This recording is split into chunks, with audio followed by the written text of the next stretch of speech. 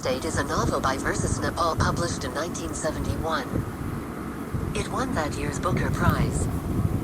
The plot consists of a framing narrative and 3 short stories, one out of many, Tell Me Who to Kill, and the title story, In a Free State. The work is symphonic, with different movements converging towards a common theme. Although the theme is not spelled out, it evidently concerns the price of freedom, with analogies implicitly drawn between the 3 scenarios. Plot summary.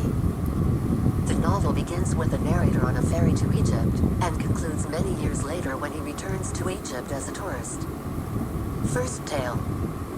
The first tale concerns an Indian servant from Bombay who, having no real alternative at home, accompanies his master on a diplomatic mission to Washington, D.C. The 2 Indians initially must cope with the poor exchange rate of Indian currency in the United States.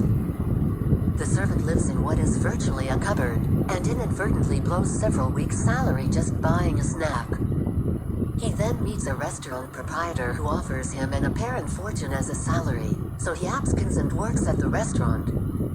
Once he has his affairs in reasonable order, however, he starts to live in fear that his master will find him and order him back. He also learns that he is working illegally and is liable to deportation. The only way of resolving the situation is to marry a woman who had seduced him, but whom he had avoided ever since out of shame. Second tale. The second story features an extended South Asian family in the rural West Indies, in which one wealthy cousin manages to humiliate another, the narrator. The richer family has a son who goes to Canada and is destined to do well, while the other cousins can expect nothing. The younger brother of the second family then sets out for England to study engineering, while his elder brother does all he can to support him. Eventually the elder brother follows him to England with the aim of helping him further. He works long hours and demeaning jobs to support his brother's studies, but eventually makes enough money to set up his own business in a restaurant. He subsequently discovers that his brother, despite appearances, is doing no studying at all. His restaurant, meanwhile, becomes frequented by hooligans. In a fit of rage, the narrator ends up murdering one of them, who turns out to be a friend of his brother. The story ends when he attends his brother's wedding, with a prison guard for company. Third tale. The story is set in an African Great Lakes state that has recently acquired independence.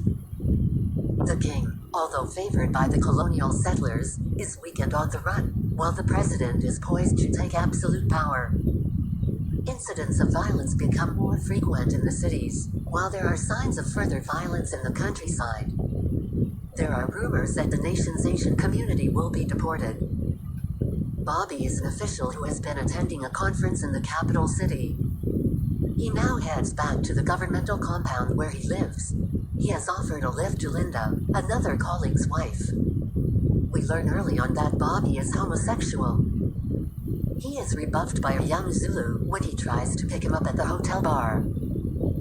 He soon discovers that Linda has plans of her own as they embark on the journey. The relationship between the two is complex from the outset. It seems Bobby is intent on aggravating the initially calm Linda.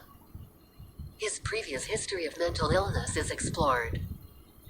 Things go from bad to worse when they put up at a hotel, run by an old colonel who refuses to adapt to the new conditions of independence. There, they have dinner, and they witness a scene between the colonel and Peter, his servant, whom he accuses of planning his murder. Meanwhile, Bobby discovers that Linda was planning some extramarital activity with a friend along the way. He becomes furious and hostile. The two reach their destination, but not before visiting the site where the nation's old king was recently murdered, encountering a philosophical Hindu who is planning to move to Egypt, and observing the beginnings of a genocidal wave of violence. Bobby is beaten by the army at a checkpoint.